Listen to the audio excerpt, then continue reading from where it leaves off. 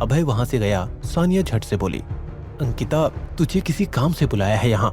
इस अभय को हमें बहुत सारी शराब पिलानी है, फिर इसके दिल की बात जाननी है। इससे अच्छा मौका दोबारा नहीं मिलने वाला। सानिया तुझे अभय से प्यार व्यार तो नहीं हो गया जो ऐसी बचकानी हरकतें कर रही है? तुझे क्या उसकी बेहोशी का फायदा उठाना है? क्या हो रहा है ये सब? प्यार, वो भी इस आदमी से? कभी नहीं, ये मेरे टाइप का है ही नहीं। मुझे स्ट्रॉन्ग माचो मैन पसंद है। ये तो एकदम लल्लू है, इसे तो एक पंच में ढेर कर सकती हूँ मैं। मुझे तो ये पता करना है कि इसकी असली पहचान क्या है, कौन है ये। होश में इससे कुछ उगलवाना इम्पॉसिबल है, क्योंकि ये ओवर स्मार्ट बनता रहता है, इसीलिए ये रास्ता अपना रही हूँ। अब जब वापस आए तो इसे ड्रिंक पर ड्रिंक पिलाकर अपने कंट्रोल में कर लेंगे। यहाँ सानिया प्लान बना चुकी थी और वहाँ ये देखकर कि अभय जतिन के ऑफिस में चला गया है, सूर्या, रिया और अनुराग खुश हो गए थे। ये सोचकर कि अभय सही सलामत बाहर नहीं निकलेगा। अभय जतिन के ऑफिस में घुसा तो वहाँ उस जतिन के साथ उसके 4 बॉडीगार्ड खड़े थे।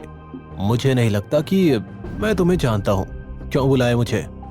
तुझे ये वार्निंग देने बुलाया है कि कशिश से दूर रहना, वो मेरी बंदी है। अच्छा जी, उसने तो कभी बताया नहीं, मैं कैसे मान लूं तुम्हारी बात? तो क्या तेरा बाप भी मानेगा जब मेरे बॉडीगार्ड्स तेरी हड्डी पसली एक कर देंगे तो अपने आप तेरी अकल ठिकाने आ जाएगी। ये कहते ही जतिन ने अपने बॉडीगार्ड्स को अभय को मारने का इशारा कर दिया, लेकिन अभय ने अपने एक ही पंच से एक बॉडीगार्ड को जमीन पर गिरा दिया। ये देख जतिन चौंक गया।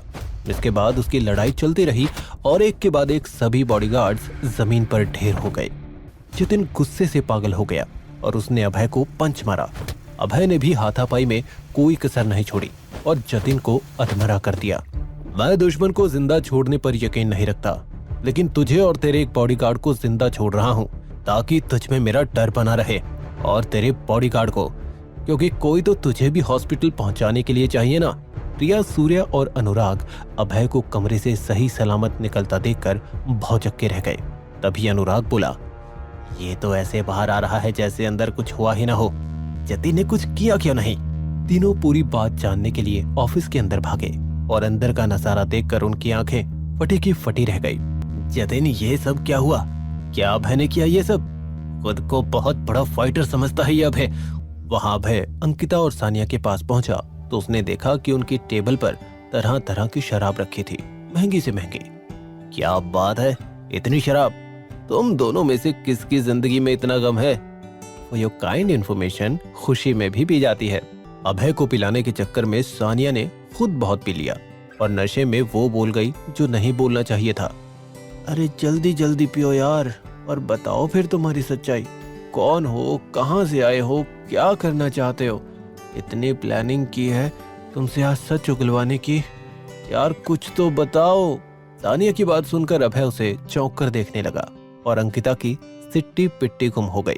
नशे में बहुत बड़बड़ कर रही है सानिया, अब हमें इसको इसके घर छोड़ देना चाहिए। दोनों ने सानिया को कार में बिठाया और कुछ ही देर में सानिया के घर के बाहर पहुंच गए और उनके वहां पहुंचते ही एक बाइक उनकी कार के पास से गुजरी।